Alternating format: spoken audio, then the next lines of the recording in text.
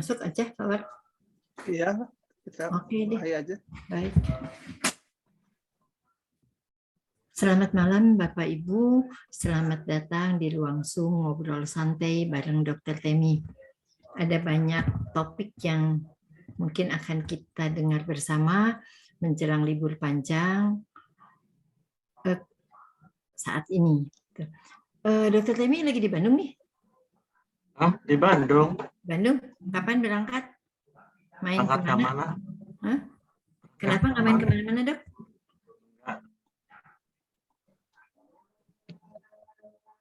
Nggak main kemana-mana, Dok? Enggak. Nah, di Bandung aja. Ada di Bandung nih ya. Oke, baik Bapak Ibu. Dr. Teminya juga ada di Bandung. Seperti yang Pak Warsoma informasikan kepada kita, kita akan memasuki libur panjang. Mungkin Bapak Ibu ada yang berencana pulang kampung, pulang kota, mungkin ya ke yang lebih kota begitu, ke luar negeri, atau mau di rumah bersih-bersih, ART mudik gimana nih begitu. Nah, bagaimana kita menyikapi libur panjang saat ini, di saat pandemi seperti ini? Dr. Temi siap berbagi kepada kita. Langsung saja, silakan Dr. Temi. Ya, selamat malam teman-teman semua. Jadi memang betul, kita ini kan sekarang pemerintah membuat atau membolehkan libur panjang setelah 2 tahun ya. 2 tahun Lebaran itu tidak ada libur panjang. Sekarang kita lihat bahwa sepertinya Bandung ini, ya kalau saya lihat Bandung ya, karena yang saya monitor Bandung ya, itu sepertinya sudah tidak ada pandemi. Ya, kalau kita jalan-jalan mereka udah maskernya udah dibuka dan sebagainya. Nah, memang angkanya melandai, tapi kita harus lihat bahwa sebetulnya kita masih dalam masa pandemi loh. Jadi pada masa pandemi ini segala kemungkinan ini bisa terjadi. Kalau kita ingat pada peristiwa tahun yang lalu, ya itu sebetulnya kan begitu Lebaran, libur Lebaran, waktu itu kan Lebaran nggak boleh mudik ya. Tapi orang itu pada curi-curi ya. Kemudian ternyata meningkat. Kemudian kita lihat lagi pada waktu Desember Januari itu juga nggak boleh, tapi orang curi-curi. Akhirnya begitu melonjak. Nanti kita lihat ada datanya. Nah sekarang terus terang saja kita khawatir. Pemerintah khawatir nih. Kemungkinan hal ini juga bisa terjadi juga. Kalau kita abai, ya, abai dalam arti kita tidak memperhatikan kemungkinan tersebut. Jadi sekarang saya akan coba untuk share screen ya, bisa ya Pak War ya? Bisa, langsung ya. aja Dok. Ini saya share screen. Sudah terlihat belum? Sudah. Sudah ya. Nah, jadi sekarang kita lihat dulu di dunia ya. Jadi di dunia ini kasus sampai tanggal 29 ya. Ini waktu GMT ya. Itu ada 512 juta kasus. Dengan angka kematian 6.256.000. Ini satu pandemi yang sebetulnya sangat luar biasa ya. Kalau ngelihat dari waktu-waktu yang lalu, sejarah pandemi dunia itu, ini pandemi yang paling hebat sekarang ya. Nah sekarang kita lihat ya. Ini adalah keadaan dunia. Jadi dunia ini sebetulnya ini sudah mengalami ya 1 puncak, 2 puncak, 3 puncak, 4 puncak. Dan ini sebetulnya ada puncak kelima ini. Di bulan Maret, April ya. Ini puncak kelima. Jadi kalau kita lihat ya, ini Delta ya, kemudian ini Omicron ya, bulan Februari. Kalau kita perhatikan bahwa sebetulnya ini sudah mulai menurun, kemudian timbul puncak lagi loh. Ini yang sekarang terjadi di Cina, ya, di Shanghai ya. Kalau mereka sudah mulai melockdown dan sebagainya. Nah, ini kalau di Cina itu kan memang ada sejarahnya tersendiri ya. Yang diduga itu katanya ada penyelundup dari Amerika yang mau menghancurkan ya, seperti itu. Tapi sekarang kita perhatikan bahwa ternyata dunia ini masih tinggi. Nah, kalau mobilitas kita tinggi, maka itu juga akan berefek ke Indonesia. Nah, ini adalah angka kematian ya. Ya, bayangkan angka kematian itu hampir di setiap puncak itu pasti ada angka kematian. Nah, ini yang harus kita waspadai. Nah, sekarang kita lihat ini di dunia ya.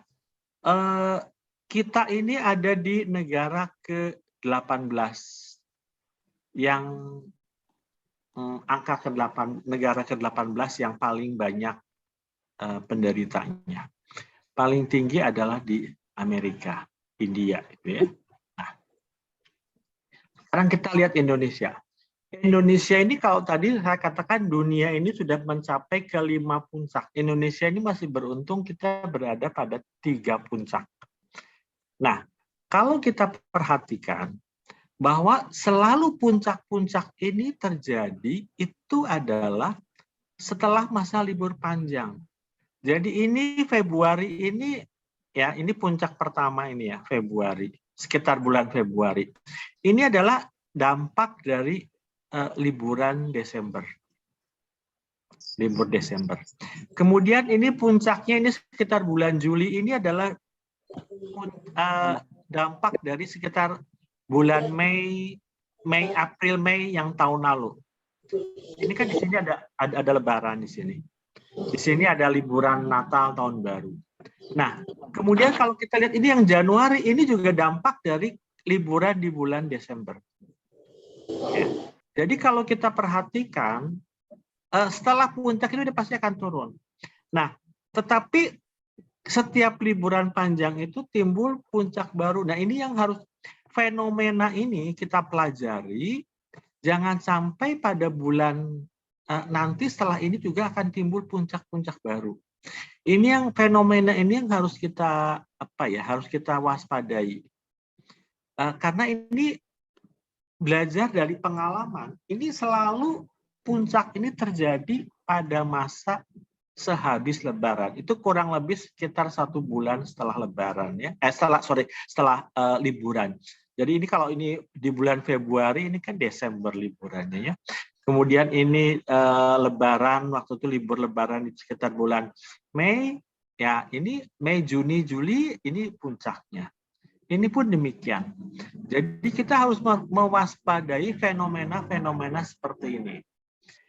Nah, ini kalau kita lihat sekarang ya, ini sampai tanggal 27 Januari itu angkanya relatif kecil ya, hanya 617 orang yang terkonfirmasi positif. Ini untuk seluruh Indonesia. Nah, pertanyaannya, apakah data ini sebetulnya betul? Mengapa? Karena ini kan 617 ini adalah angka yang terdata di Peduli Lindungi. Jadi yang kalau setiap kali masuk setiap kali diperiksa di laboratorium yang resmi, itu maka dia akan masuk ke data Peduli Lindungi. Nah, sekarang masalahnya orang itu udah pada pinter nih periksa antigen sendiri. Ya. Nah, itu kenapa mereka udah pada pinter? Saya mah nggak mau periksa di laboratorium yang resmi gitu ya. Beli alatnya sendiri, periksa itu positif ya isoman sendiri. Kenapa? Karena begitu masuk didaftarkan, maka itu di Peduli Lindunginya akan menjadi berwarna hitam. Nah, jadi kita harus mewaspadai bahwa angka yang 617 ini adalah angka yang terdaftar, bukan angka real. Nah, ini yang harus kita waspadai. Kemungkinan kalau misalnya ini semua masuk ke data gitu ya, ini hasilnya bisa 3-4 kali dari data yang terkumpul ya. Jadi kita juga harus bisa melihat apakah data ini data yang valid atau tidak. Apakah ini valid? Valid karena ini adalah data yang masuk. Tetapi kan orang-orang kan pinter mensiasati ya, pandai mensiasati. Sehingga ya inilah akibatnya. Jadi data ini kita harus waspada. Nah ini adalah data yang meninggal. Memang kalau kita lihat bahwa di bulan Juli ini itu kan Delta ya, Juli Agustus ya, itu angka kematian memang tinggi. Tetapi di bulan Januari Februari ini adalah angka yang terjadi adalah Omikron. Sehingga angka memang karena Omikron kan tingkat keparahannya menimbulkan kematian itu memang lebih kecil ya. Sehingga ini angkanya lebih rendah dibandingkan dengan angka Delta. Nah, tetapi kita harus lihat bahwa ternyata kalau dibilang begini ya, oh nggak apa-apa, ini seperti flu biasa. Tapi ternyata menimbulkan kematian gitu loh. Ya, ini kan berarti kan ada sesuatu yang tidak normal. Kalau flu biasa kan kita kan jarang sekali ya dengar orang flu meninggal gitu kan. Nggak ada, walaupun itu orangnya berpenyakit apapun, kita jarang sekali mendengar orang flu meninggal. Ya. Tetapi kalau ini sekarang kan orang digembar-gemborkan, oh COVID itu lama-lama seperti orang flu. Betul, lama-lama akan menjadi seorang flu, seperti orang flu. Tetapi pada kenyataannya sekarang kita lihat bahwa ternyata yang seperti flu itu juga menimbulkan angka kematian. Nah ini yang harus kita waspadai. Jadi artinya apa? Artinya bahwa COVID ini tidak seperti layaknya flu. Nah ini yang harus kita camkan, harus kita pahami benar-benar. Memang angka kematiannya se-Indonesia tanggal 28 itu hanya 18 ya. Relatif sedikit lah gitu ya. Sedikit sekali ya gitunya. Nah, ini adalah kasus 10 provinsi dengan kasus yang tertinggi ya. Kalau kita lihat ternyata kita lihat yang Jabar sajalah, kita kan memang tinggalnya kan di Jabar ya. Ini kan tinggi ya angka. Ternyata Jabar itu selalu berada pada angka-angka yang pada daerah-daerah termasuk daerah yang tinggi. Mengapa? Karena yang nggak aneh ya. Penduduk Jabar kan memang paling banyak di Indonesia, provinsi Jabar kan penduduknya paling banyak. Kemudian mobilitas karena Jabar ini adalah paling dekat dengan Jakarta, mobilisasi masyarakatnya sangat tinggi ya, jadi ya nggak aneh ya. Dan ternyata angka kematiannya juga Jabar ini termasuk yang tinggi ya. Jadi ini kita harus berhati-hati ya. Membaca fenomena-fenomena seperti ini. Nah, sekarang kita lihat data vaksinasi di Indonesia. Nah, target sasaran vaksin nasional itu adalah 208 juta. Nah, vaksin ke-1 itu pada angka 199 juta. Ini berapa persen? Ini sekitar 80% lebih ya, 80% lebih ya. Nah, 90%-an ya malah ya. Nah, kemudian vaksin kedua juga masih tinggi. Vaksin berarti ini berapa? 80%-an ya. Sebetulnya kalau dibilang bahwa kita sudah mencapai herd immunity, itu betul. Bahwa Indonesia ini sebetulnya dengan angka-angka tersebut ini sudah mencapai herd immunity. Hanya kita harus sadar bahwa herd immunity yang ditimbulkan oleh vaksin COVID ini, kan vaksin COVID ini kan kita sampai sekarang belum punya data nih. berapa bulan sekali harus divaksin atau berapa tahun sekali harus divaksin. Kita belum punya data karena memang vaksin ini kan baru terjadi kan baru sekitar satu tahunan ya, 1 tahun ke belakangnya, mungkin 1,5 tahun ya. Datanya masih belum bisa menggambarkan satu data yang valid. Apakah pada bulan sekarang nih, sekarang bulan apa, April ya, apakah tingkat antibodinya masih cukup tinggi di masyarakat Indonesia yang sudah mendapatkan vaksin kedua? Kita tidak punya data yang pasti. Nah, karena itulah maka pemerintah melakukan vaksinasi ketiga. Nah, ini nanti akan timbul pertanyaan nih. Kalau begitu nanti akan ada vaksin keempat, vaksin kelima, vaksin keenam dan sebagainya. Sampai kapan ini vaksin akan berhenti gitu. Ini menjadi pertanyaan yang cukup menarik. Memang akan terus seperti itu. Loh, kalau gitu kapan dong berhentinya gitu ya? Kira-kira kapan dong berhentinya divaksin? Masa sih kita setiap 3 bulan, 6 bulan sekali divaksin nih gitu ya? Oke lah kalau gratis nggak apa-apa, tapi kalau nggak gratis gimana dan sebagainya. Kita harus lihat bahwa kemungkinan ini hanya sampai beberapa vaksin booster ini. Kenapa? Karena kita harus lihat juga sifat daripada virusnya. Kan sifat virus itu kan mempunyai kecenderungan makin lama itu dia akan makin lemah. Nah, tetapi sekarang ini kan si virus ini kan masih ceritanya orang masih galau nih si virusnya itu ya. Sehingga dia belum bisa atau belum mempunyai keajekan si virusnya ini. Sehingga masih sangat memungkinkan timbulnya varian-varian baru. Kan virus ini kan sama dengan manusia, mirip. Jadi manusia ini kan kalau misalnya dia baru tenang-tenang ya, kemudian diganggu, itu kan pasti marah ya, marah kan. Nah itu virus juga begitu. Sampai akhirnya si orang itu kalau dia udah kewalahan lah, diserang sana serang sini, akhirnya dia menyerah. Nah itu virus juga seperti gitu. Nah virus ini kan saat ini kan sedang mencari bentuknya nih, kurang lebih kira-kira. Dia mencari bentuk apa? Mencari bentuk yang keajegan dari virus tersebut. Nah sampai sekarang ini kan virusnya belum ajeg nih. Karena itu dia masih selalu bermutasi itu. Nah memang kalau virus itu sifatnya biasanya dia bermutasi itu makin lama makin lemah.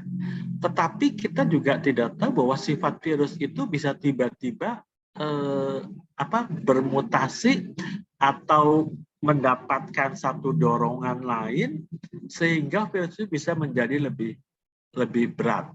Nah, selama virus itu belum stabil, maka kita harus lebih berhati-hati. Karena itu kenapa vaksin-vaksin tersebut masih diperlukan. Nah, berhubungan dengan vaksin, kemudian nanti liburan panjang dan sebagainya, ini kita lihat ya, vaksin ketiga ini masih relatif rendah. Sekarang kalau kita pikir ya, kalau kita ini berandai-andai saja, kita sudah mendapatkan herd immunity dari vaksin kedua. Tapi kan vaksin kedua ini juga data tubuhnya akan turun ya, akan turun. Nah, untuk bisa menjaga herd immunity itu kita belum tahu nih berapa bulan lagi. Sementara vaksin ketiga ini kita hanya baru sampai 37 juta. Kalau 37 juta ini baru berapa? Belum 20%. Ya. Nah, inilah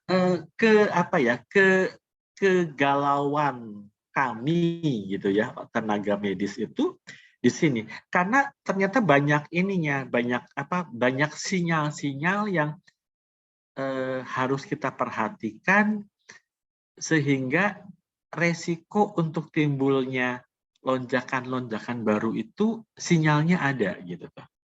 Nah, ini yang harus kita hati-hati. Nah, ini sekarang kita lihat Kota Bandung. Kota Bandung ini memang sekarang turun ya. Rendah, boleh dikatakan rendah ya, kalau nggak salah hari kemarin itu hanya 18 orang ya yang terkonfirmasi positif ya. Ini memang rendah, tapi ya itulah, memang fenomenanya seperti ini. Seluruh Indonesia itu fenomenanya melandai, tetapi kita tetap berhati-hati. Karena apa? Kita belajar atau melihat pada fenomena sebelumnya, bahwa setiap habis liburan panjang itu terjadi kenaikan. Ini harus kita waspadai. Nah, ini angka kasus konfirmasi positif di Kota Bandung ini ya, seperti ini. Ini dari awal ya, dari awal pandemi sampai tanggal kemarin ini, sampai tanggal kemarin. Nah, kalau ini untuk melihat dari Januari 2022 sampai kemarin 28 April. Ini sedikit memang sudah mulai melandai. Di sini sudah mulai melandai ya. Ini puncak-puncaknya kan di sekitar bulan Januari Februari kemarin. Nah, ini positivity rate. Nah, kita lihat bahwa positivity rate-nya itu memang sekarang ini rendah di 0, sekian ya. Tapi artinya apa? Artinya masih ada. Nah, kita harus melihat juga bahwa positivity rate ini rendah itu karena juga pemeriksaannya yang dilaporkannya rendah. Ya. Bukan pada seperti keadaan yang pada puncak sini. Pada puncak sini kan bisa sampai berapa belasan ribu yang diperiksa di Kota Bandung. Sementara yang sekarang ini hanya sekitar 2-3 ribu. Jadi kalau misalnya hasilnya ini rendah pada jumlah sampel yang sama, itu artinya menunjukkan bahwa memang terjadi penurunan. Tetapi kalau jumlah sampel yang diperiksanya juga menurun, ini juga bias juga, ya seperti itu. Ini cakupan vaksin di Kota Bandung. Jadi kalau kita lihat di Kota Bandung ya tahap 1 ini ya, ini tinggi-tinggi semua ya. Nah ini tahap 3, dosis 3. Nah ini sebetulnya kalau kita lihat ini lihat saja cakupan di bawah ini ya, bahwa ternyata Bandung juga dibandingkan dengan Indonesia itu relatif sama ya. Bahwa tadi kalau kita lihat Indonesia itu kan pada sekitar kurang dari 20 ya. Ini Bandung masih mending ya, lebih bagus ya. Itu berada pada 31,78% ya. Nah, sekarang kita lihat, ini Jokowi merilis bahwa cuti bersama diumumkan, diberlakukan oleh pemerintah 29 April, mulai hari ini sampai dengan 6 Mei. Ini sekarang kita lihatlah ya, jalan tol itu macetnya luar biasa ya. Kenapa? Euforia orang pada menikmati liburan panjang yang dari 2 tahun selama 2 tahun ini tidak dibolehkan oleh pemerintah. Nah, sekarang kita lihat ini saya dapat kiriman ini di Jogja kemarin 1-2 hari yang lalu. Ini Jogja Bandung loh ini loh. Sekarang kita lihat ya, di Jogja begitu padat. Dan ternyata yang pakai masker itu ya bisa dihitung gitu. Banyak yang tidak pakai masker. Ini kan rawan sekali timbulnya ke penularan. Ya. Ini kita harus hati-hati. Nah, ini tadi saya dapat ini dari Bu Berlina ini. Bahwa ini Bandara Tangerang 29 April, berarti hari ini. Ini di Terminal 1 ya. Terminal 1 dan Terminal 2 yang sedengar itu hari ini memang padat. Kenapa? Orang euforia berlibur ke ini kalau 1-2 ini kan domestik ya. Jadi mereka berlibur itu kebanyakan padatnya seperti begini. Ya, ini sudah nggak ada sudah tidak ada lagi jaga jarak. Ini resikonya sangat besar sekali. Nah, apa kesimpulan yang bisa kita dapatkan? Kita harus ingat bahwa pandemi ini belum berakhir. Satu. Kemudian di negara lain, contohnya Cina, itu masih terjadi gelombang penularan yang masih tinggi. Ya, artinya apa? Di dunia ini penurunannya itu tidak sama-sama. Kalau semua negara di dunia turun, itu bagus. Tetapi kenyataannya ada beberapa negara di dunia ini yang masih tinggi. Nah, sementara mobilisasi masyarakat ini kan sudah mulai tinggi. Nah, ini kan sangat mungkin orang dari Cina misalnya datang ke Indonesia, kemudian dia bawa virusnya, ini sangat mungkin terjadi di Indonesia seperti begini. Ya, jadi masih mungkin terjadi lonjakan kasus pasca liburan panjang. Karena apa? Fenomena ledakan, fenomena tingginya kasus ini selalu terjadi sehabis liburan panjang. Jadi fenomena ini harus kita perhatikan. Untuk itu kita harus bisa menghindari mobilitas masyarakat yang sangat tinggi. Ya, caranya gimana? Ya, kita yang tidak perlu ya tinggal sajalah di rumah lah gitu ya. Liburan panjang 6 minggu, 6 hari, ngapain dong di rumah gitu ya, udah bosen nih. Ya, kita tahan saja dulu lah sampai 1-2 bulan ya. Ya, kenapa? Karena kita jangan sampai ikut-ikutan dalam gelombang mobilisasi yang menyebabkan kita nanti kerugian itu akan jauh lebih besar gitu. Ya. Kalau memang kita harus beraktivitas di luar rumah, oke lah, saya udah nggak tahan nih, saya pengen jalan-jalan, ya oke lah kalau memang mau. Tetapi jaga protokol kesehatan dengan ketat. Jaga. Jadi jangan karena orang lain sudah nggak pakai masker, ya udah saya ikut-ikutan. Karena orang lain nggak jaga jarak, ya saya ikut-ikutan. Ya kita harus bisa jaga diri sendiri. Oke lah, orang lain mau kayak bagaimana, oke, masa bodoh lah gitu ya. Tapi kita bisa menjaga diri kita sendiri. Kalau kita ikut-ikutan, ya nanti kita ruginya ada di tangan kita. Dan jangan lupa booster. Coba di booster. Nah, sekarang booster ini kan ribut nih orang tuh, Kang. Booster pakai yang mana nih? Pakai mana? Apapun yang ada, silahkan pakai. Mumpung masih ada kesempatan. Jadi jangan, oh saya mau milih booster yang ini nih. Semua booster itu sama. Yang sama dalam arti begini, dia akan menaikkan imunitas. Hanya berapa persen imunitas yang tinggi misalnya, itu memang berbeda. Tetapi kita lihat bahwa sifat individunya juga besar. Jadi misalnya gini, oh kalau saya di booster pakai Pfizer itu tinggi misalnya, orang lain tuh tinggi. Buat saya belum tentu itu tinggi. Kan saya kan punya metabolisme tubuh yang berbeda dengan orang lain. Mungkin booster Pfizer di orang itu bisa tinggi, tapi di saya belum tentu tinggi. Tapi mungkin booster pakai Moderna, orang lain rendah, mungkin di saya bisa tinggi.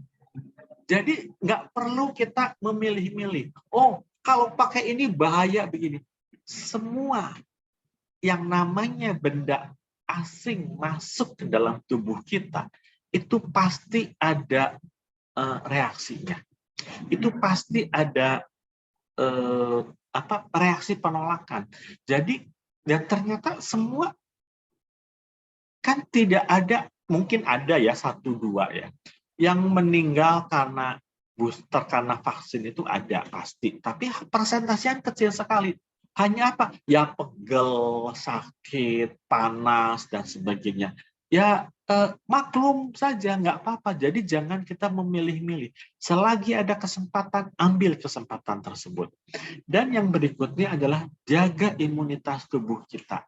Sekarang kita dulu makan rame ya. Orang tuh jam 9, 10 tuh pada berjemur. Sekarang sudah mulai luntur itu kan, seperti itu. Zaman waktu pas rame pik-piknya itu orang pada minum vitamin bla bla bla bla dan sebagainya. Sekarang udah mulai berkurang. Kenapa kebiasaan bagus itu kita tinggalkan? Tetap saja lakukan, walaupun nanti kita masuk ke endemi, kita bebas dari pandemi, tetap itu harus kita lakukan. Jadi karena apa? Itu kan yang bisa menjaga tubuh kita sebetulnya kan kita sendiri, bukan orang lain. Tubuh kita sendiri. Jadi kalau misalnya dengan booster itu akan meningkatkan imunitas kita, ya kita lakukan. Kalau kita nggak mau di booster, ya jangan salahkan kalau kita tidak bisa, imunitas kita tidak muncul misalnya, sehingga kita akan terserang dan sebagainya. Nah ini yang ingin saya sampaikan kepada teman-teman semua, bahwa jangan menganggap bahwa COVID ini seperti layaknya flu biasa. Tadi saya katakan, flu biasa kita belum pernah dengar ada orang meninggal karena flu. Tapi ternyata ada orang meninggal karena COVID banyak. Walaupun memang sifatnya adalah sama. Jadi kita harus memahami ini secara benar. Ya, wah sekarang udah bebas nih kelihatannya. Biarkan orang lain bebas, biarkan, nggak apa-apa. Yang penting kita tetap menjaga diri kita. Mau keluar orang lain udah nggak pakai masker. Wah, kalau kita pakai masker kok jadi lucu? Enggak. Justru itu yang penting, kita harus menjaga. Kalau tidak kita sendiri yang menjaga diri kita, siapa yang menjaga diri kita? Barangkali itu Pak Oma, Bu Berlin, buat sementara. Sementara ya, karena pasti banyak sekali pertanyaan dari Bapak Ibu sekalian. Bapak Ibu, kita akan memasuki sesi tanya jawab. Kita boleh bertanya. Pak Warsoma tadi juga sudah menuliskan. Bapak Ibu boleh mengetikkan di chat, boleh juga angkat tangan. Yang bertanya silakan angkat tangan. Titipan aja berdasarkan pengalaman yang lalu begitu, supaya tidak terjadi dialog antara penanya dan Dr. Temi terus-menerus. Kalau yang sudah bertanya masih greget mau tanya lagi, beri dulu kesempatan orang lain bertanya. Kalau udah selesai yang lain bertanya, baru kita lagi gitu. Oke, ya siapa yang mau bertanya duluan silakan, mau angkat tangan, atau Pak Warsoma adakah yang sudah mengetik di chatnya? Di chat rasanya belum ada. Yang Belum angkat tangan udah ada. Sudah ada angkat tangan, baru satu. Silahkan yang angkat tangan. Baik, yang angkat tangannya saya. Iya. Baik, selamat malam. Terima kasih Dok. Ini udah edisi 4 ya. Cuma pertemuan ngobrol santai ini. Cuma yang pertama itu karena ada kesalahan teknis, sayang tidak terekam. Yang kedua, ketiga udah ada di YouTube yang dikirim lewat undangannya itu, di bawahnya ada linknya. Nanti yang ini juga besok akan ada di YouTube gitu. Jadi mungkin ada rekan-rekannya yang mau dengar tapi nggak sempat sekarang bisa menyusul. Baik, saya ke pertanyaannya aja dulu. Dok, saya pengen tahu sejauh apa prokes yang berlaku sekarang, apakah ada yang baru dari pemerintah, misalkan udah diringankan apa-apa atau masih sama kalau yang resmi tertulis dari Depkesnya. Itu ke satu. Dua ya Dok ya, satu lagi saya tanya, ini saya bingung kenapa di Shanghai itu yang katanya Cina kemarin ini tertib sekali, ketat sekali, kok sekarang malah kayaknya paling gawat di mereka gitu. Itu padahal dengar-dengar Omikron itu, kalau di sini kan orang kena Omikron nanti juga 5 hari, seminggu juga sembuh gitu. Kok di sana sampai heboh begitu? Ya, jadi yang pertama itu protokol kesehatannya, ada yang beda nggak ya? Jadi protokol kesehatan itu tetap tidak berubah, yaitu pakai masker dengan yang baik dan benar, kemudian jaga jarak dengan menghindari kerumunan, dan yang ketiga itu adalah cuci tangan dengan sabun pada air mengalir atau menggunakan hand sanitizer. Jadi itu masih tetap berlaku. Ya, sekarang contohnya saja sekarang begini ya. Apakah kalau kita lihat nih, dulu di restoran itu kan kalau duduk itu bangkunya disilang-silang ya, jaraknya 1 meter dan sebagainya. Apakah itu masih berlaku? Masih sebetulnya. Cuman kenapa ya yang punya restorannya rugi katanya kalau disilang-silang jadi sedikit.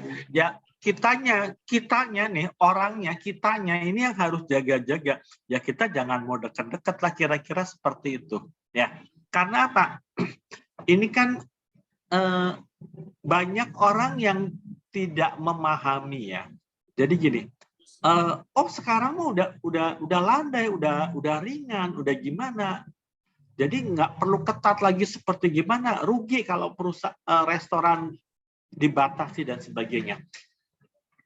Boleh saja biarkan mereka berpendapat seperti demikian. Tapi kitanya yang harus bisa menjaga diri kita tuh kitanya. Jadi jangan ikut-ikutan gitu tuh kitanya. Kalau memang di situ di meja itu ada kapasitasnya hanya untuk 4 orang, ya jangan dipaksakan untuk 6 orang atau 7 orang. Kita sendiri yang harus bisa menempatkan dirinya. Jadi kita jangan ikut-ikutan. Intinya seperti itu. Karena yang bisa menjaga diri kita adalah kita sendiri. Yang pertama. Yang kedua, masalah di Shanghai. Jadi pola penanganan COVID di Cina itu memang agak unik, berbeda dengan di Indonesia ya, atau di kebanyakan negara. Jadi di Cina itu yang namanya 0 kejadian. Jadi begitu ada 1 kejadian itu langsung di tracernya itu sangat luar biasa. Itu Cina seperti begitu. Jadi dan Cina kan memang negaranya kan negara komunis ya. Jadi mereka itu sangat patuh. Yang saya dengar itu Cina itu kalau misalnya setiap hari ini itu tuh mereka itu ada jam-jam tertentu di satu tempat itu yang harus keluar untuk diperiksa gitu. Selebihnya mereka udah periksa, mereka harus masuk lagi ke rumah. Dan begitu ketatnya Cina itu karena memang pola penanganan mereka itu dia tidak mau ada satu penduduk yang positif. Padahal angka kematiannya juga nggak gitu tinggi sebetulnya di Cina. Nah, tetapi memang itu karena pola Cina seperti itu. Apakah itu salah? Nggak bisa juga kita menyalahkan karena itu memang kebijakan pemerintah setempat seperti itu. Ya. Nah, kemudian kalau ditanya kenapa Cina kan Shanghai itu kan begitu ketat kok bisa kecolongan gitu kan kira-kira lebih ya. Ya ini sih rumor, saya juga nggak tahu benar nggak tahu enggak. Itu kan katanya ada penyelundup dari negara lain ya, katanya dari Amerika dan sebagainya yang masuk ke dalamnya. Nah itu kan memang kita kan tahu Cina dengan Amerika kan sekarang kan sedang politiknya kan sedang politik panas ya. Jadi ya apakah itu benar atau tidak, menurut saya kita tidak perlu masuk sampai ke sana. Tapi yang mau saya katakan sebetulnya adalah bagaimana kita menjaga diri kita masing-masing. Itu yang lebih penting. Ya, jangan ikut-ikutan lah. Misalnya, oh sekarang ini pada liburan, ayo pada pergi semua. Ya kita di rumah sajalah gitu tuh. Oh udah bosen nih di rumah nih kayak begini. Ya kita nunggulah sebentar lagi. Kalau ditanya nih kapan sih Indonesia ini akan bebas? Ya barangkali ini pertanyaan buat kita semua ya. Saya yakin semua akan bertanya. Setelah liburan ini, setelah Lebaran ini pasti tenang nih, pasti akan masuk ke endemis, kemudian kita akan bebas masker. Tidak. Saya katakan tidak. Minimal itu 1 bulan ke depan kita masih tetap akan seperti ini. Jadi kalau nanti ini sekarang bulan Mei ya. Oh kalau gitu nanti habis Lebaran nih pertengahan bulan Mei itu kita akan bebas. Enggak. Karena kalau kita mengikuti polanya itu peningkatan kasus itu terjadi justru 2 minggu sampai 1 bulan. Nah, jadi berarti bulan Mei, bulan Juni, Juli itu kita masih harus berpikir. Kemungkinan kalau Juni, Juli itu angkanya tetap rendah, ya mungkin Agustus kita bisa masuk ke adaptasi. Mungkin. Tapi kalau misalnya bulan Juni kemudian tiba-tiba meningkat, ya akan seperti ini lagi lah, seperti itu. Ya, kan.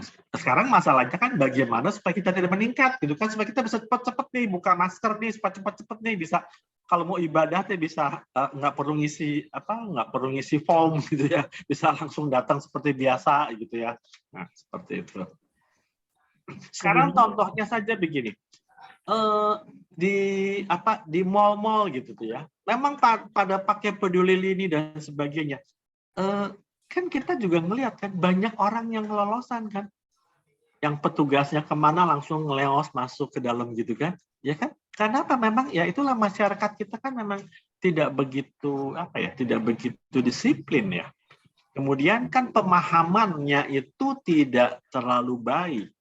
Karena itu sebetulnya edukasi itu masih tetap harus kita jalankan.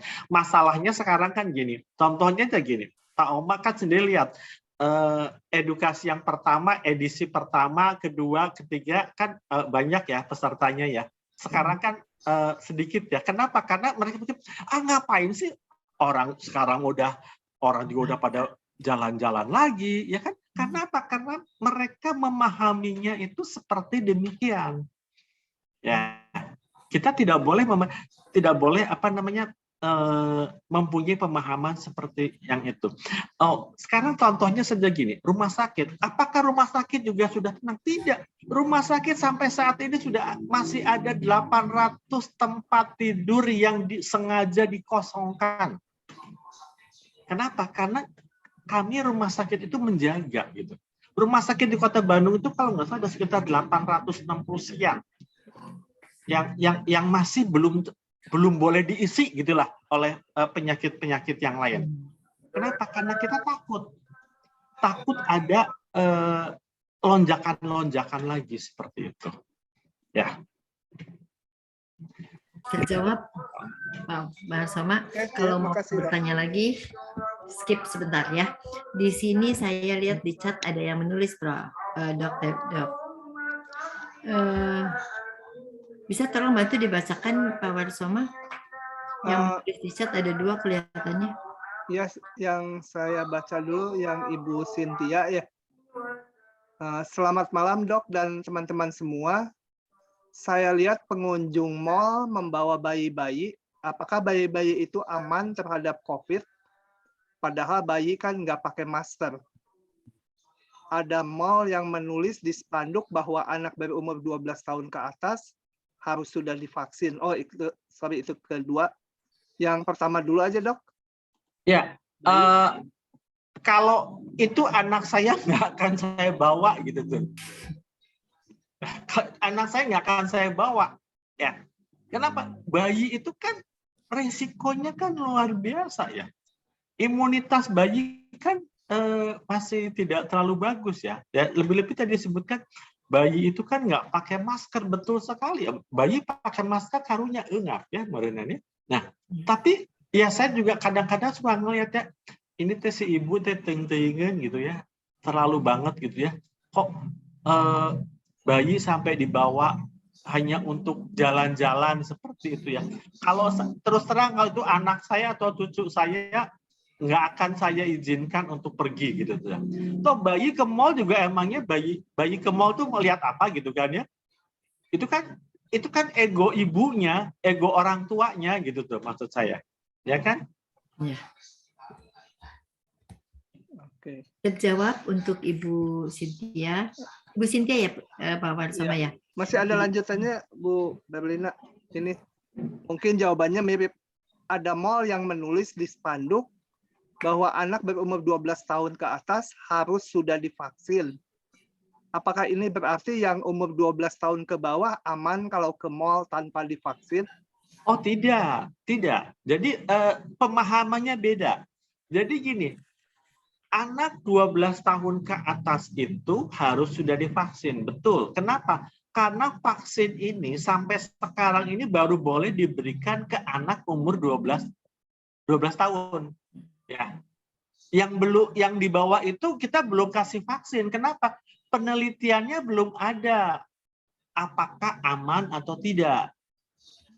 Nah, jadi bukan berarti kalau nggak divaksin berarti aman, tidak. Justru mereka yang kalau mereka sudah divaksin berarti mereka sudah punya punya proteksi ya. Mereka sudah punya daya tahan. Justru yang tidak divaksin ini harusnya lebih berhati-hati. Jangan pergi ke mall gitu tuh. Ya contohnya kayak bayi tadi, ya jangan dibawa gitu tuh. Kalau memang si ibunya mau pergi ya pergilah, ibunya pergi belanja misalnya ke mall, bapaknya yang suruh tunggu misalnya seperti itu. Kalau nggak titipin ke emaknya gitu. Kalau memang pengen pergi ibunya seperti itu. Semoga terjawab ya Ibu Cynthia.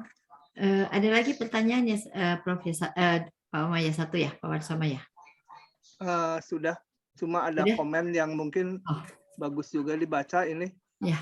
Kurang lebih 70% masyarakat di Cirebon katanya sudah tidak bermasker. 70% banyak ya, nggak bermasker. Ya, betul. Karena apa? Mereka itu kan pemahaman. Jadi begini ya.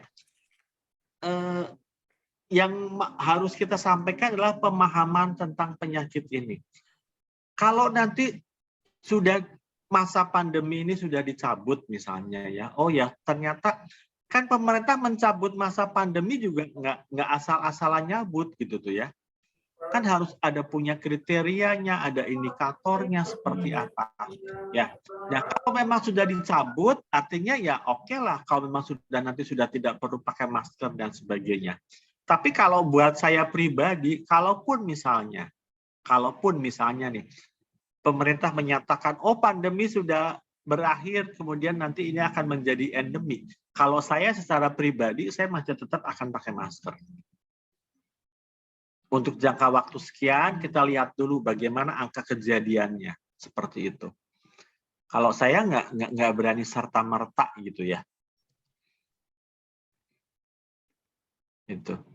Ada yang angkat tangan? Nggak ada ya? Pak Oma nggak ada yang angkat tangan ya? Iya, kalau nggak ada saya pengen. Ini ada nih. Masih ada satu yang perlu dibacakan. Pak Hadi Harto. Pak Hadi Harto angkat tangan. Silakan Pak Hadi, di saya atau tidak ada? Pak Hadi Harto angkat tangan atau ada yang menulis juga Pak Warsoma? Sebentar. Hanya ditulis saja the message. Iya, tapi bukan pertanyaan ya. Pak Hadi Harto ngasih kabar itu di chat yang mungkin baik dibaca, bisa dibaca langsung mungkin oleh yang ikutan. Kalau nggak ada yang tanya, saya ingin tanya lagi. Saya mau tanya. Oh silakan. Saya mau tanya ini sebetulnya dengan boleh Pak Warsoma saya dulu ya?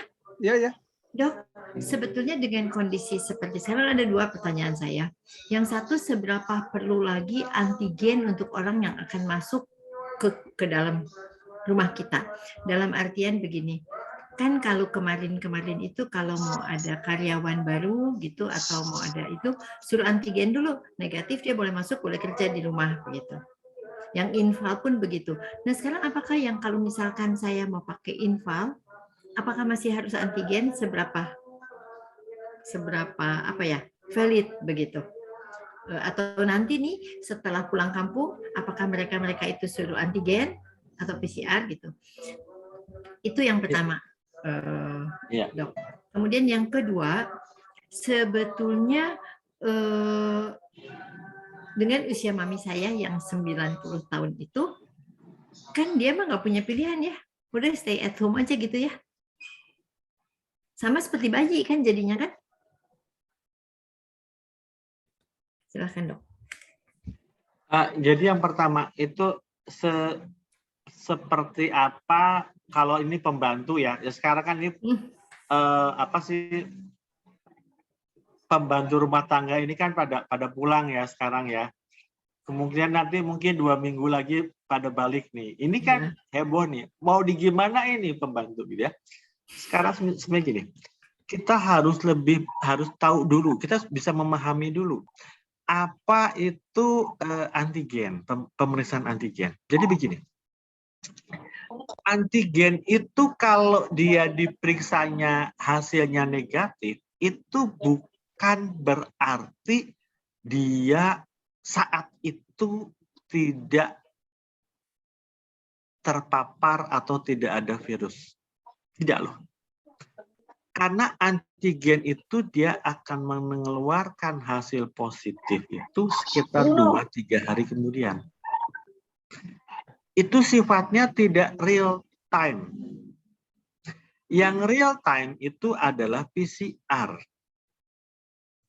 Nah, jadi itu banyak, itu sering tuh pembantu datang dari daerah, dari desanya dia, datang ke Bandung, bawa hasil dari daerahnya, antigen negatif gitu kan ya, antigen. Kemudian sampai ke Bandung, ke rumah majikannya, ini saya antigennya negatif. Itu dalam perjalanan, itu kan masih kemungkinan tertular dia. Nah, sekarang kalau dia tertularnya di jalan misalnya, maka dia pada waktu dia datang ke rumah majikannya itu kan berarti kan sudah membawa virus.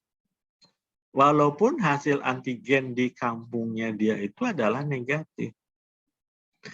Jadi sebetulnya yang bagus adalah kalau ini ibu-ibu rumah tangga nih yang apa namanya ART-nya, asisten rumah tangganya pada pulang, kemudian mau balik ke Bandung, itu apa yang paling bagus? Yang paling bagus adalah nggak usah lu bawa antigen dari kampungnya. Begitu datang sampai Bandung, periksa PCR-nya. Sambil menunggu, jangan masuk ke dalam rumah. Nah, sesudah keluar hasil negatif, baru boleh masuk ke dalam. Kenapa? Itu real time. Ya, terutama buat rumah tangga yang ada orang tua lansia dan punya komorbid. Oke lah kalau misalnya anak-anak muda sih oke lah ya, daya tahan tubuhnya mungkin bagus, nggak apa-apa, itu oke lah, nggak apa-apa. Tapi buat orang tua yang punya, buat keluarga yang punya orang tuanya sepuh, kemudian punya komorbid, ya itu caranya. Si pembantu jangan masuk dulu ke rumah, tapi periksa dulu PCR. Sesudah negatif, baru boleh masuk ke dalam. Seperti itu. Terima kasih. Silahkan kalau ada Bapak Ibu, adik-adik yang mau bertanya. Di chat tidak ada lagi ya Pak Omaya? Sejauh ini rasanya belum ada. Silakan Pak Warsoma. Baik, saya mau menanyakan kalau ini kebetulan yang baru booster tuh tadi datanya kan masih sedikit tuh. Bandung aja tadi sekitar 30%. Nah, kemudian yang mau saya tanyakan sebenarnya karena ada berita-berita tempat vaksin booster yang tidak resmi dari Depkes gitu, artinya ya meskipun mungkin nanti keluar di Peduli Lindungi, tapi datanya banyak yang keliru ya. Ini contohnya rekan saya dosen ini, dia di Solo, keluarga saudaranya baru divaksin 1 kali, kemudian di Peduli Lindungi udah keluar lengkap, udah vaksin 1, 2, dan booster katanya. Jadi dia mau vaksin kedua, nggak bisa. Kamu udah gitu datanya di Peduli Lindungi. Bahkan udah booster. Jadi ya ada penyimpangan-penyimpangan seperti itu. Kemudian juga saya dengar yang kemarin ini dilaksanakan di Ciwok juga orang divaksin, vaksinnya X, keluarnya di Peduli Lindungi vaksin Y gitu, dengan tanggal yang berbeda. Nah, jadi kedepannya mungkin yang diperlukan bagaimana seseorang mengetahui bahwa oh saya ikutan di sini memang betul resmi gitu, bukan bodong seperti itu. Jadi gini, itu ada beberapa memang orang yang belum divaksin kemudian di Peduli Lindungi ada, ya itu ada kemungkinan adalah kesalahan input dari orang yang petugas yang memasukkan. Jadi misalnya KTP-nya si A itu nomornya 12345 gitu ya. KTP saya itu nomornya 12346. Nah, yang divaksin itu adalah 12345, tetapi dia salah menginput 12346, jadi masuklah itu namanya saya. Ya, itu ada kemungkinan. Nah, jadi sebetulnya yang rugi siapa gitu kan? Yang rugi adalah yang salah, yang mendapatkan di Peduli Lindunginya itu berarti dia sebetulnya belum divaksin tapi sudah terdata divaksin. Itu resikonya apa? Berarti dia tidak bisa divaksin, ya kan? Karena sudah di Peduli Lindunginya udah ada kan. Nah, sementara buat orang yang salah dimasukkan itu adalah dia di Peduli Lindunginya nggak ada. Jadi sekarang gini, itu adalah human error sebetulnya. Jadi buat kita yang sudah punya Peduli Lindungi, alangkah baiknya kita tuh sering-sering memeriksa Peduli Lindungi kita. Misalnya saya belum di booster nih, tapi kok belum di booster nih misalnya ya. Tapi kok tiba-tiba ada. Nah, itu kita harus mempertanyakan itu. Ya. Jadi jangan ketahuannya nanti. Jadi ya kita sekali lagi saya katakan, kita harus aware pada diri kita sendiri. Atau misalnya, kok saya sudah divaksin, tapi kenapa di Peduli Lindunginya nggak ada? Ya kita harus tanyakan kepada si penyelenggara vaksin tersebut, kenapa Peduli Lindungi saya tidak muncul seperti itu. Ya, itu memang diakui oleh kementerian bahwa hal tersebut ada. Tetapi jumlahnya tidak banyak karena itu human error saja. Nah, caranya bagaimana? Ya kita harus sering-seringlah lihat ya Peduli Lindungi saya. Kayak saya itu misalnya seminggu atau 2 minggu sekali itu saya lihat ya Peduli Lindunginya ada perubahan nggak dan sebagainya. Ya sekali lagi kita harus aware kepada diri kita sendiri. Karena kalau kita nggak aware sama diri kita, siapa sih yang mau aware sama diri kita gitu kan?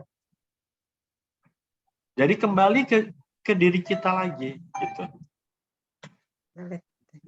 Ya.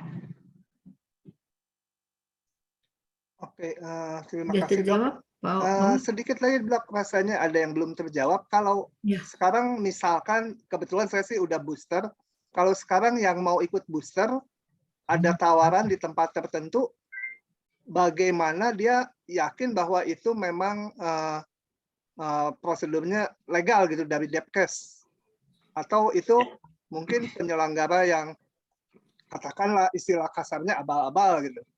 Ya, jadi gini,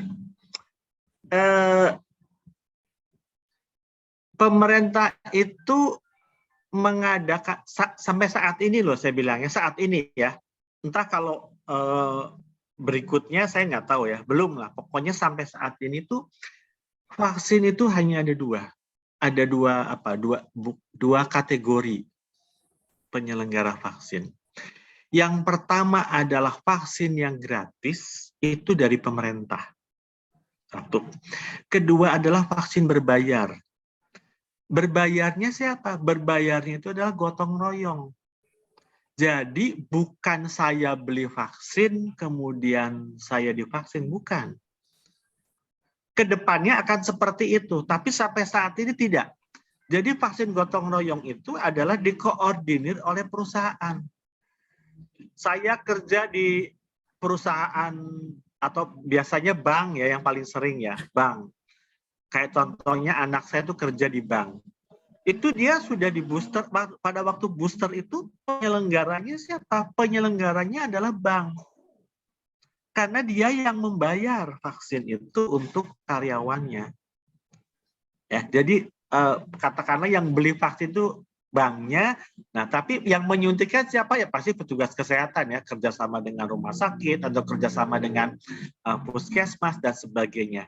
Tetapi yang berbayar adalah seperti itu. Nah, sekarang pertanyaannya, gimana kalau saya mau beli vaksin nih, saya mau di booster sendiri, sampai saat ini tuh belum ada jalurnya. Belum ada jalurnya. Tetapi, mungkin saja ada. Itu yang namanya vaksin ilegal. Ilegal dalam arti, ilegal dalam arti keberadaan vaksinnya tersebut, penyelenggara vaksinnya tersebut. Karena sampai sekarang tuh aturannya hanya ada dua, yang gratis dari pemerintah atau gotong royong. Yang berbayar mandiri itu belum ada. Tapi mungkin saja ada bocoran dan sebagainya yang dapat vaksin itu. Nah, itu yang namanya ilegal. Dan biasanya yang ilegal-ilegal tersebut itu tidak masuk ke Peduli Lindungi. Seperti itu. Nah, sekarang itu sebetulnya sebelum booster itu banyak itu yang ilegal-ilegal itu saya tahu banyak sekali itu. Ya, nah sekarang kalau misalnya nih karena satu kebutuhan saya harus mau vaksin tapi secara resmi saya nggak bisa karena sudah sudah masuk ke Peduli Lindungi sudah 3 dan sebagainya. Lalu gimana nih ceritanya nih saya perlu nih mau divaksin nih misalnya ya. Nah, untuk bisa tahu apakah itu vaksinnya asli atau tidak ya kita harus melihat ininya bentuk fisik dari vaksin tersebut ya. Misalnya dilihat sendiri itu filenya, botolnya, dibaca betul namanya, expired-nya, kemudian memang tutupnya itu masih tersegel lah misalnya seperti itu. Ya. Karena kan ada kemungkinan ya bocoran-bocoran vaksin yang misalnya sudah expired beberapa bulan yang lalu tercecer kemudian diambil sama orang kan itu kan banyak kemungkinan terjadi. Nah, kita harus hati-hati di situ. Terjawab Pak Warsoma? Iya. Sementara cukup. Sebentar, stop dulu ya. Kita kasih kesempatan yang lain. Ya, silakan Bapak Ibu. Ada yang masih mau bertanya atau mau konfirmasi atau mungkin mau. Boleh baik saya. Oke, siap. Silakan Bu Mary. Ya, gini. Saya kan waktu bulan Januari itu sudah di booster ya, yang di Cibok. Tapi sampai sekarang saya tiap periksa itu di Peduli Lindungi nggak ada. Nah, terus apakah itu kita boleh lagi di booster lagi? Enggak gitu, Dok. Ada orang kan yang sampai udah di booster, terus dia di booster lagi gitu. Jadi ke 4 kali. Bisa enggak itu? Ya, jadi gini. Kalau Ibu, jadi ini ada 2 hal ya Bu ya. Secara administratif, ya, kalau Ibu sudah divaksin tapi belum tercatat di Peduli Lindungi, maka secara administratif Ibu itu bisa di booster lagi. Kan Ibu seolah-olah Ibu kan belum di booster sebetulnya kan kalau secara administratif loh ya kan, karena tidak tercatat itu kan, ya kan. Nah itu. itu tidak tercatat sehingga memungkinkan untuk divaksin lagi. Satu. Itu kalau administratif. Tapi sekarang bagaimana yang non administratifnya itu harus dilihat jangka waktunya. Iya, iya. Ya. Nah, jangka waktunya kan nggak bisa misalnya setiap bulan divaksin misalnya gitu ya, kan nggak bisa ya. Walaupun sebetulnya kan belum ada aturan yang pasti nih, berapa bulan sekali nih saya harus divaksin, ya kan? Nah, pemerintah itu mensyaratkan lah atau menghitung lah ya, bahwa sebaiknya antara vaksin satu dengan vaksin berikutnya itu tenggat waktunya adalah sekitar 6 bulan. Iya, Dok. Jadi kalau sekarang Ibu tuh bulan Januari sebetulnya udah divaksin ya Bu ya? Ya, udah di booster. Cuman kan tidak tercatat kan seperti itu kan ya. Nah, Ibu kalau mau divaksin lagi ya nanti bulan Juni ya, bulan 6-an lah kurang lebih lah sekitar situ. Ya, sekitar situ ya Bu ya. Iya. Oh, gitu ya. Kemarin malah saya pernah tanya-tanya sama Pak Herman. Pak Herman malah bilang jangka 2 bulan boleh Bu katanya di booster. Tapi saya masih ragu, saya mesti tanya dulu, saya bilang gitu. Sebetulnya begini, kalau yang kita takutkan itu kan kalau antibodi kita sudah tinggi kan ngapain divaksin gitu kan? Oh. Tapi Ya, cara kan? periksanya gimana, Dok? Kenapa? Cara periksanya kalau antibodi kita tuh sudah kuat? Ya diperiksa di laboratorium, dilihat antibodi kita berapa. Cuman kan ngapain juga kalau kita nggak ada keperluan untuk periksa antibodi seperti itu, ya kan? Atau misalnya begini, ini misalnya ya Bu ya, ini contoh lah ya. Kita berandai-andai saja, ini ngobrol-ngobrol kan namanya juga ya. Kemungkinan Ibu ini sebetulnya pernah positif gitu Bu. OTG nggak kerasa gitu tuh. Ya kan ya, kan banyak kan yang begitu ya. Nah itu juga kan antibodinya kan tinggi. Oh. Ya kan? Kalau yang udah seperti gitu kan sebenarnya buat apa divaksin lagi gitu tuh. Oh gitu ya. Ya. Jadi sekarang sebenarnya banyak orang-orang yang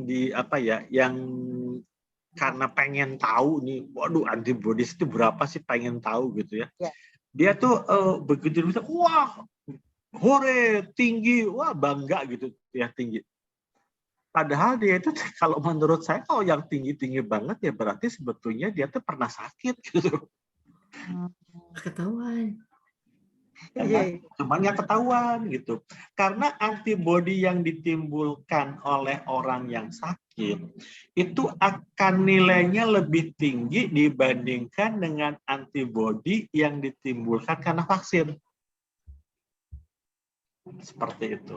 Kalau dibilang tingginya tuh tinggi bagaimana, Dok? Antibodi. Ya, tinggi kan gini, kan ada batas minimal gitu ya. Tapi kan sekarang misalnya gini, batas minimalnya 50 ya Bu ya misalnya. Iya. Sekarang Ibu teh 10.000. Wah, itu kan tinggi banget namanya kan.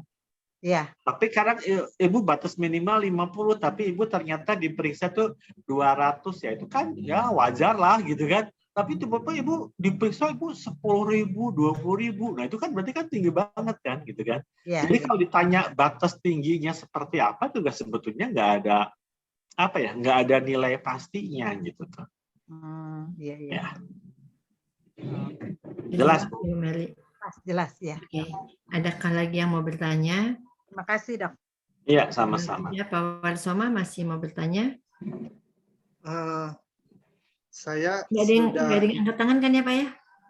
Sudah aja, cuma saya ingin memberi info aja. Ini kebetulan di ITB ini persis sehari setelah cuti bersama, yaitu tanggal 9 Mei itu dimulai ujian akhir tuh. Ya, saya sendiri agak heran di prokes ITB sendiri keluar edaran seperti yang tadi disampaikan Dr. Temi, belum ada perubahan gitu dari Depkes ya untuk prokes kesehatan sih. Cuma karena sekaligus ada 4.000 mahasiswa akan masuk, jadi kayaknya dilonggarkan, mereka tidak akan dites apa-apa, masuk gitu aja. Nggak tes temperatur tubuh, nggak apa. Kalau dosen atau karyawan masih harus. Ya, sedikit agak aneh gitu ya, agak chaos menurut saya sih. Tapi itu kebijaksanaan pimpinan. Agak khawatir aja itu menjadi tempat penyebaran yang baru itu. Ya, tapi moga-moga tidak terjadi, hanya info itu aja. Mungkin Ya, di sini ada sebaiknya sih tidak dilakukan lebih-lebih habis Lebaran ya, habis libur panjang ya, tanggal 9 ya. Iya, masalahnya ujian tuh harus dilaksanakan tanggal 9 karena tanggal 17 itu ada UTBK. UTBK ujian masuk perguruan tinggi negeri, jadi kalau dimundurkan nggak memungkinkan juga. Ya, Kemudian sebaiknya ujiannya ya ujian daring ya. Karena nah itu resikonya besar itu. Ya, Kan kita ramainya tahu tuh dia tuh habis dari luar gitu ya, tiba-tiba masuk dalam jumlah kerumunan yang sangat besar, itu sebetulnya risikonya besar. Iya, betul. Ya, Ada yang mau bertanya lagi kah? Kalau Delvin saya, mau tanya, Delvin ada tambahan nilai kalau Ada. tanya, ada murid saya 1. saya mau calon nanya, apoteker. Dok, kalau sudah tidak ada yang bertanya, saya mau bertanya. Enggak, silahkan. Ada yang mau tanya dulu nggak? Kalau nggak, saya yang mau nanya. Silahkan mungkin Bebe ya. Oke. Dok, sebetulnya ya, kalau sekarang itu varian Delta itu masih ada nggak? Ada. Karena gini, saya tuh membaca catatan yang diberikan oleh Pak Hadi. Kan kalau saya mendengar penuturan dokter tadi, yang varian yang sekarang itu apa, Omikron itu tidak seganas Delta begitu. Kemudian 5-6 hari kan biasanya sembuh begitu. Nah, saya apakah artinya Delta itu sudah tidak ada begitu. Yang kedua, kalau saya baca paparannya Pak Hadi Harto tadi di chat kita, kan secepat itu memenuhi Delta ya. Ya. Itu kan berarti masih serem gitu. Masalahnya kan kalau di kita kan tidak diperiksa kalau ini ada orang sakit kemudian virusnya varian apa diperiksa kan, varian apanya kan tidak diselidiki. Kita kan tidak pernah tahu. Ya. Nah, kecuali misalnya ada yang sangat-sangat sangat-sangat mencurigakan, nah itu baru dilaporkan. Kalau yang biasa-biasa kan, ya kan karena untuk memeriksa satu varian itu kan biayanya besar, kemudian juga kan tidak semua laboratorium bisa memeriksa itu. Nah, jadi misalnya kalau yang kayak dulu tuh ya, ada diduga nih terjadi varian mix campuran itu ya. Nah, itu yang curiga-curiga gitu ditandai kemudian diperiksa seperti itu. Tapi yang biasa-biasa enggak seperti itu. Kayak contohnya kayak Delta gitu kan ketahuan kan karena ada ada awalnya kan kecurigaan, kok kenapa ya ini tiba-tiba kok jadi berat gitu kan. Nah, itu kan kecurigaan itulah yang menyebabkan dilakukan pemeriksaan. Tapi kalau nggak hal-hal yang biasa-biasa saja sih sebetulnya nggak ada tuh keharusan untuk melakukan pemeriksaan seperti itu. Kenapa? Karena ya itu biayanya mahal itu untuk mengetahui apakah ini varian apa itu mahal. Kemungkinan saja sekarang sudah ada varian baru, mungkin sangat mungkin. Cuman ya kita nggak tahu gitu tuh kira-kiranya. Tapi it mean Delta itu masih ada, masih ada. Ada atau tidak itu harus dilihat, ya harus kemungkinan kan jadi tadi yang saya bilang sifat virus itu kan dia mencari apa ya? Mencari titik keajegan ya. Nah, biasanya yang lama-lama itu dia akan mati kemudian diganti dengan yang baru. Seperti itu. Mudah-mudahan Delta udah nggak ada. Amin. Makasih, Dok. Ada lagi kah yang mau bertanya? Saya absen satu-satu ya. Yang mau bertanya nggak? Ibu Mary udah oke. Pak Hadi Harto, Delvin, Ibu Saya Nusya. masih penasaran, Beh. Ya, masih penasaran. Boleh, Dok, penasaran, Dok. Gini maksudnya, saya kan waktu vaksin pertama Sinovac, vaksin kedua Sinovac, terus boosternya Sinovac. Kata orang katanya nggak boleh Sinovac lagi. Apa betul nggak, Dok? Harus yang lain gitu. Ibu telat Nah, masuk. sama. Jadi yang penting itu justru adalah di primernya. Primer itu yang vaksin 1 dan 2-nya. Iya, iya. Kalau boosternya sekarang Ibu mau pakai Sinovac, mau pakai Pfizer dan sebagainya, apa saja boleh. Oh, gitu. Ya. Jadi kalau yang tadi saya bilang, anjuran saya mah, begitu ada kesempatan, udah jangan nawar-nawar lagi, lakukan vaksin. Seperti itu. Tapi Ibu Mary mesti tunggu 6 bulan. Karena Januari baru dapat vaksin. Soalnya dari Pak Herman bilang katanya, boleh Ibu nanti daftarin kemana tuh, ke Sangkuriang apa katanya. Saya bilang baru berapa bulan, enggak apa-apa kata. Tapi saya juga masih ragu gitu, Dok. Saya makanya untung saya bisa tanya dulu. Sekarang udah nggak penasaran, Bu? Ya. Oke. Udah, makasih, baik. Yuk, makasih. Adakah yang Semoga lain? malah nggak tambah bingung ya, Bu ya. Yang 1 2 bulan, 1 6 bulan. Iya. Di rata-rata nanti jadi 4 bulan, Bu. Iya, iya, Pak. Pak Warsoma Tapi ada ngaco, yang Bu, menulis jangan di di- chat, Pak.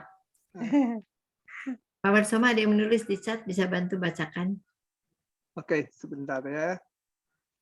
Ini dari Ibu Cynthia. Dok, sekarang pemerintah meringankan masa karantina untuk orang-orang yang datang dari luar negeri. Malah untuk dalam negeri tidak perlu masa karantina. Bagaimana efek pengembangan penularan virus ini? Ya, masalah karantina ya. Jadi gini, sebetulnya kemarin itu dikurangi karantinanya, awalnya 15 hari ya.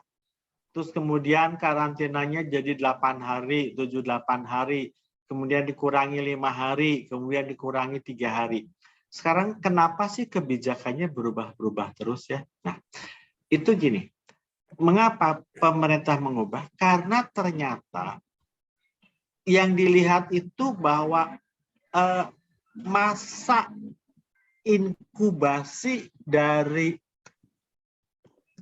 varian Omikron itu pendek, satu.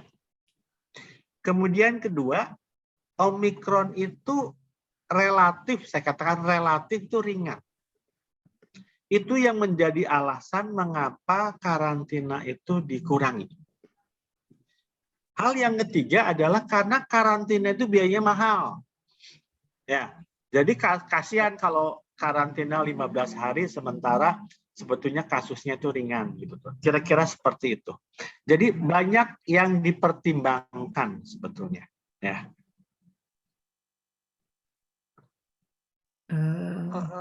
Oke, ada yang kelewat ini. Delvin. Ya. Cuma saya sempat baca barusan, agak bingung juga pertanyaannya. Saya baca aja, Dok. Permisi, Pak.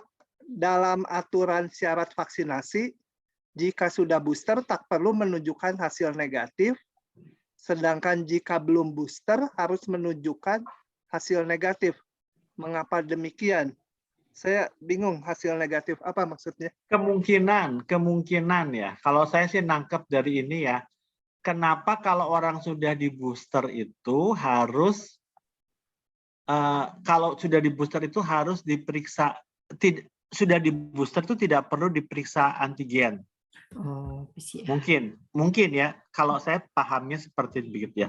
Ya, mengapa? Karena dianggapnya kalau sudah booster itu dia udah punya daya tahan tubuh. Sehingga kalaupun diperiksa juga pastinya kemungkinannya hasilnya akan jadi negatif gitu tuh. Ya. Nah, itu pola pemikirannya seperti demikian. Jadi kenapa kalau orang sudah di booster itu persyaratannya lebih ringan ya, tidak perlu diperiksa antigen, tidak periksa PCR seperti itu. Karena apa? Dianggapnya dia udah punya daya tahan tubuh. Seperti itu. Kalaupun dia tertular itu dianya kemungkinan tidak sakit atau sakitnya ringan seperti itu. Ya. David, sudah puaskah dengan jawaban dari Dr. Temi? Pasti dalam cara perjalanan kan, betul ya, betul ya. Iya, betul. Seperti itu pemahamannya. Ada lagi yang mau bertanya atau yang ada yang menulis lagi, Pak Warsono? Ada nih. Oh udah. Sudah Dok, terima kasih. Ada lagi yang mau bertanya? Buat absennya dilanjutkan, Pak Benyamin, Ibu Diana, Ibu Susan, Ibu Fancy, Pak Prabowo mau tanya, Bu Yanti, Pak Luki, Ibu Leilani, Ibu Suli, Ibu Leni, Ibu Lani, Ibu, ini siapa? Pak Philip, Pak Indrawan. Nggak ada yang angkat tangan lagi ya Pak ya? Oh, baru masuk nih, sorry, telat. Ada mau tanya Pak Indrawan?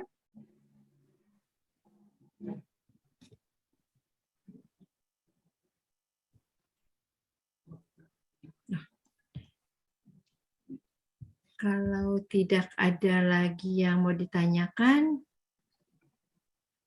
kita bisa akhiri ngobrol santai kita hari ini. Dr. Temi, silakan kalau mau memberikan closing statement untuk kita semua. Ya, terima kasih Bu Berlina. Jadi yang mau saya titipkan sebetulnya adalah begini ya. Kita jangan euforia dahulu. Memang sekarang ini angka-angka menunjukkan semuanya perbaikan. Tetapi kita harus melihat pada fenomena-fenomena yang lalu. Bahwa setiap habis libur panjang itu terjadi kenaikan kasus. Nah, kita harus waspadai. Ini kita sudah belajar 3 kali loh. Ada 3 contoh. Habis libur panjang pasti naik. 3 kali contoh seperti itu. Nah, sekarang ini libur kita itu libur panjang yang libur resmi. Yang dulu itu libur panjang itu libur panjang nggak resmi itu. Sekarang kita lihat di tol macet, di mall padat dan sebagainya. Sementara mereka tidak jaga protokol kesehatannya juga, masker tadi yang bilang di Cirebon 70% tidak pakai masker. Kita harus waspada. Nah, kita sulit menyadarkan orang itu sulit. Nah, bagaimana caranya? Ya kita sadarkan diri kita sendiri gitu loh. Ya kan? Jadi kita tetap harus jaga, karena yang menjaga diri kita itu kan hanya kita, bukan orang lain. Ya kita jagalah. Yaitu kemana? Tetap kita gunakan masker sampai pemerintah mengatakan bahwa kita boleh lepas masker. Itu satu. Dan kedua, pada masa liburan ini, kalau bisa ya kita tidak ikut-ikut liburan. Ya, di rumah saja. Iya. Ya, itu. Karena apa? Ya sekali saya katakan, yang bisa menjaga diri kita itu hanyalah kita sendiri. Kita lihat nanti pada sekitar 1-2 bulan ke depan. Kalau 1-2 bulan ke depan ini ternyata tidak ada lonjakan, ya berarti kita aman. Kita berdoa supaya tidak ada lonjakan. Seperti itu. Terima kasih.